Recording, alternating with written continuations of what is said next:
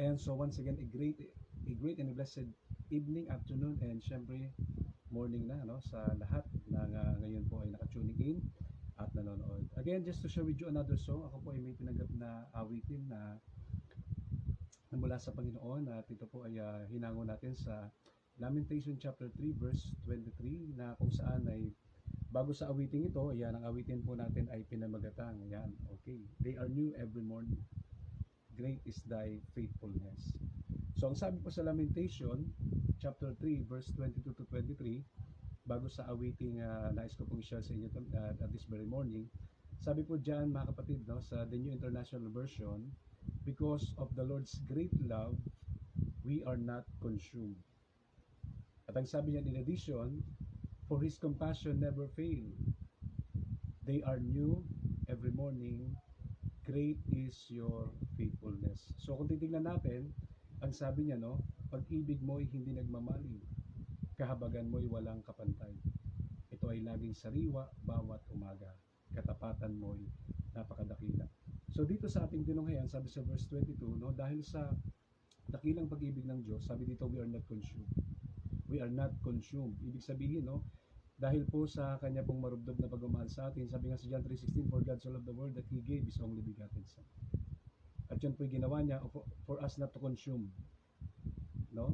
Yan ang kabutihan ng Panginoon. Dahil sa kanyang dakilang pag-ibig, tayo pong lahat ay hindi natupo. Tayo pong lahat ay hindi naubos. No? Kasi pag tinignan natin salitang consume, it simply means, di ba, tinupok, tupukin, or ubusin. Pero kung titingnan natin, no, God gave us a chance, no? God gave us an opportunity to change our lives from old to new. At yan po ay sa agandahang loob, no, ng Diyos sa pamamagitan ng kanyang dakila at malaking pag-ibig na ipinadama sa atin sa pamamagitan ng Panginoong Kristo. At kung titignan natin dito, when it comes to great is thy faithfulness, kasi pag pinag-usapan natin yung dakilang katapatan, ang pinakaugat niyan ay walang iba kundi yung pag-ibig ng Diyos. Kung titignan natin in the book of Prophet Hosea, di ba? Kung titignan natin, di ba, sa kabila, no, sa kabila ng propetang ito, yung kanyang asawa, ay hindi faithful sa kanya, and yet nandun pa rin po yung kanya pong patuloy na pagmamahal. Na kahit siya, mga kapatid ko minamahal, ay hindi tapat sa kanya, pero yung pagmamahal ng propeta ito sa kanyang asawa ay kanyang ipinadaan. Kaya nga dito, ang sabi dito ni C.S. Lewis, pero bago po yan, tingnan muna natin dito. Sabi dito is this, no? God's love is unfailing and never change. So kung titingnan natin, no, yung pag-ibig ng Diyos when it comes to God's love, pag pinag-usapan natin ang pag-ibig ng Diyos, unang makikita natin dyan, unfailing. So ang pag-ibig ng Diyos hindi nabibigo, no, hindi nagkakamali. Pangalawa, never changing. Kasi ang tao, pag-ibig nagbabago eh. Pag iba na yung hugis ng katawan, pag iba na yung itsura, so minsan yung pag-ibig natin nababawasan. Pero hindi ganyan ang pag-ibig ng Diyos. Ang pag-ibig ng Diyos hindi nabibigo, hindi nagkakamali, hindi nagbabago. At sabi nga to, no, at sabi nga dito, through the good times and the bad, He is always, sabi dito, no, He is always there whenever you need Him, and He will always love you no matter what. So ito yung kagandahan sa Panginoon, no? Kumbaga, kung dadaanin ko sa awitin, maging sino ka man, ano man yung ating mga pinagdaraanan, no matter what, ano man ang panahon, ano man ang sitwasyon, ano man ang kalalagayan natin, hindi po nagbabago yung katotohanan na yun. Na ang Diyos ay laging nagmamahal sa atin. He will always love you. Kasi, katulad nga na sinabi sa inyo kanina, ang tao, kapag yung kanyang size ng bewang ay hindi na 16, 36, something like that, di ba? So, sa madaling sabi, pag hindi na Coca-Cola body, pag hindi na sexy, kundi siksik na, at hindi na Coca-Cola, kundi 1.5 na, so minsan yung pag-ibig ko ay nababawasan, parang nagdi-decrease. Pero hindi ganyan ang pag-ibig ng Diyos. At ang sabi nga rito, no, through our feelings, no, though our feelings, sabi ni C.S. Lewis, no, and I quote, though our feelings come and go, God's love for us does not. So, ito po yung katotohanan when it comes to yung usapang pag-ibig. Kasi iba yung nature ng pag-ibig na mula sa Diyos kaysa sa tao eh. Titignan natin mga kapatid, di ba? Yung tao, minsan yung kanyang pag-ibig nandun sa kanyang pakiramdam. Pag pili niya magmahal, magmamahal siya. Pag hindi niya pili magmahal, hindi siya magmamahal. So, though our feelings come and go, God's love, sabi ito, for us, does not. So, katulad sa atin, minsan ang pag-ibig natin parang lagnat eh. Minsan mataas, minsan mababa. Diba? Pero sabi dito, ang pakiramdam natin, minsan maganda, minsan hindi. Diba? Kumbaga, minsan meron tayong tinatawag na ano eh. Diba? Sabi nga nila eh, parang weather eh. O minsan naman, kumbaga yung ating feeling is, diba? Minsan yung parang may sumpong. Pero ang pag-ibig ng Diyos hindi ganyan. Diba? Ang pakiramdam ng tao, diba?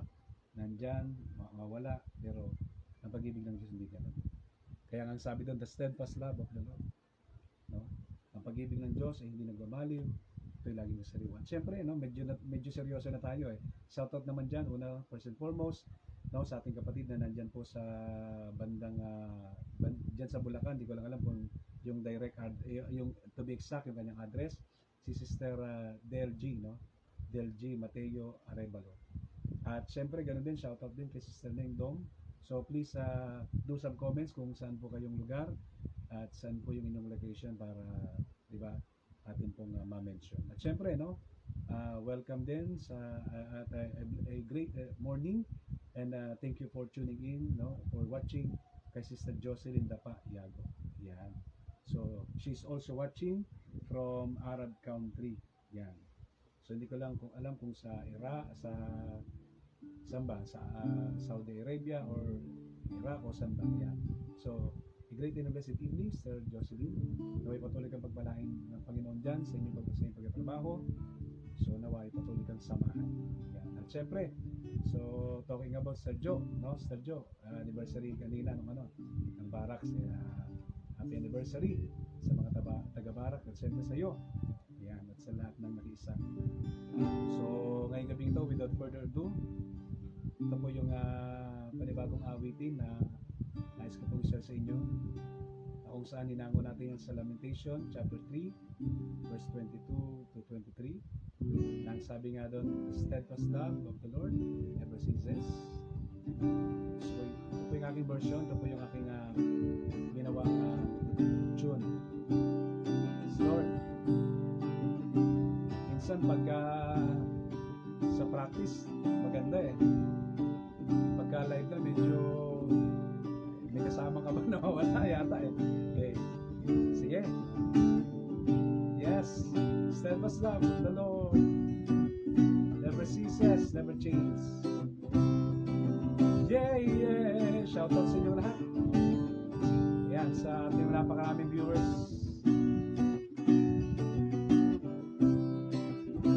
Yes, thank you Jesus. Sabi nga sa awiting ito, the steadfast love of the Lord never ceases. The steadfast love of the Lord never changes. Yan po yung malaking katotohanan. Na iba talaga yung pag-ibig ng Diyos sa pag-ibig ng tao. Hindi may kukumpara. Tunay na kahanga-hanga. The steadfast love of the Lord never ceases. Yeah, yeah, yeah. The steadfast love of the Lord never changes. In chorus, sabi nga sa awiting ito, because they are new every morning. They are new every morning. And great is thy faithfulness. Purihin ka, Panginoon. Sambahin ka. Ikaw na Diyos na nag-iisa. Walang kapantay, walang kapares noon ngayon pagpakailanman. Siya nagmahal sa amin ang di nagmamaliw. Siya nagmahal sa amin ang nagmumapaw. Ngayon at magpakailan-kailan pa man. Sinasabi nga sa aklat ng Roma, tayo inibig ng Diyos noong una pa makasalanan tayo. Before tayo, di ba kung titingnan natin the reality, the truth of the fact, hindi tayo inibig ng Diyos kasi tayo nagpe-fellowship Diyos dahil tayo ay dumadalo ng gawain niya. Kundi higit sa lahat, tayo pa may malayo sa Kanya dahil sa ating mga kasalanan pagsuway at hindi magandang gawa. Tayo po yung ibig niya. Matagal na. Kaya, marapat lamang ang Diyos sa ipapunihan, sambahin, awitan sa Kanya kadakilaan. We go again. The steadfast love of the Lord never ceases, yeah, yeah, yeah. The steadfast love of the Lord never changes. Sabi nga sa awiting ito once again in chorus, because they are new every morning, yeah. They are new every morning, and great is thy faithfulness.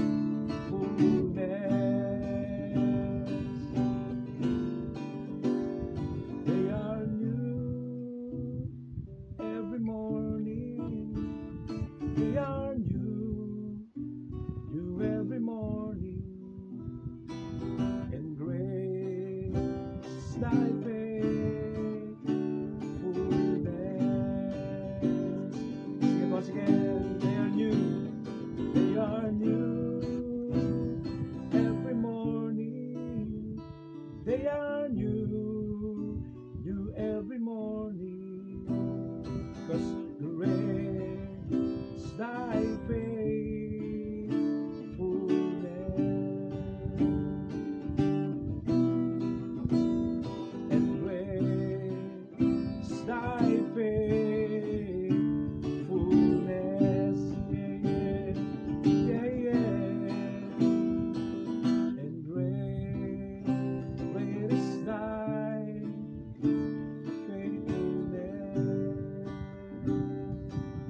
yeah, yeah.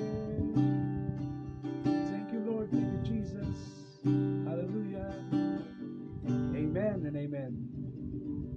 Ayan. So maraming salamat po for tuning in. Super thanks po sa inyo pong lahat. At syempre, naka-tuning in na rin. Yun. So, shoutout din po kay Sister Baby Raya Valenzuela. So she's also watching. Yan.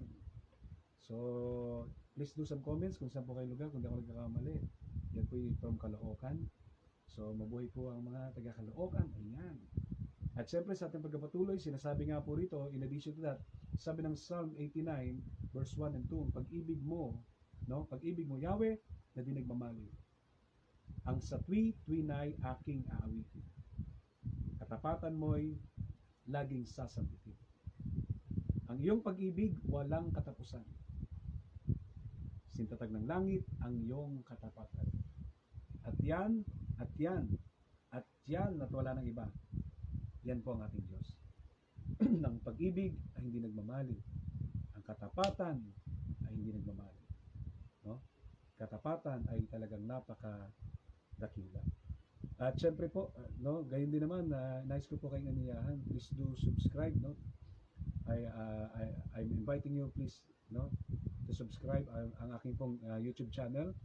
So sa mga hindi pa nakakapag-subscribe, kung inyo pong mamarapatin, at if you will, please, no, inyo pong pakisubscribe ang aking pong YouTube channel. I-search nyo lamang po ang Ed Soriano YT at mag-appear po din yung aking poster na mula sa The LSS or The Life Stories of My Soul. Yan. At kayo din naman, in addition to that, please do follow yung aking Facebook page, no? I-search nyo lamang po ang Ed, no? Ed Soren Tablada Soriano Jr., si Coach Ed. Yan.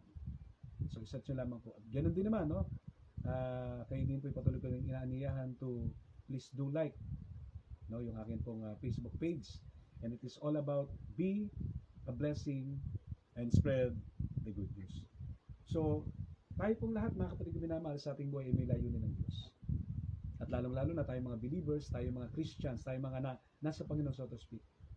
Ang nais po ng Panginoon sa atin maging channels of blessings. Ang nais po ng Diyos sa atin, tayo po mga kapatid ko minamahal, ay magasik, hindi po ng lagim, magasik na magandang balita, ng mabuting balita. At yan po yung dapat natin gawin, no? Sapagat ang tao po ay overwhelmed na, nagumapaw na sa problema, kalungkutan, no? ang pinagdaraanan. So nawa tayo naman po yung maging kaginawahan, maging pagkapala sa iba. Kaya natin ang lahat ng yan ay mangyari sa pamamagitan ng pagbabahagi ng mabuting balita. Kaya ito po, mga kapatid naman, no? Ito yung ating simple way to be a blessing, to share the good news. Kasi yan po yung porte ng lumang lingkod, no? Ako po talaga, yan ang talent na binigay sa atin ng Panginoon. Kasi nung lumang buhay ko pa, maging sa lumang buhay ko pa naman, no, nung wala pa ako kay Lord, talagang mahilig na po ako sa music. Anumang genre. No? Mahilig tayong umawit, pero yung awit lang yata mahilig tayo tumugtog, pero hindi naman tayo kagalingan. Tayo naman po, dati naghangad din na umawit, pero mukhang sa gitara lang tayo medyo marunong. Diba? Pero salamat sa Diyos, no? Nang tayo nakalisaday na, di man tayo marunong umawit, tinuruan niya tayo. At nais naman yung awit natin. Hindi katulad dati na walang direksyon, walang kinabukasan. Kaya super thanks po sa inyong lahat. Naway, huwag po kayo magsawa, no? Na ating pong suportahan yung ating mga kapatid, no? Yung ating mga kakilala na kung saan ay nais na i-unleash ang kanilang potential. Nais na magbahagi, nais na ibahagi yung kanilang kausayan. Yan. For the greater glory of God.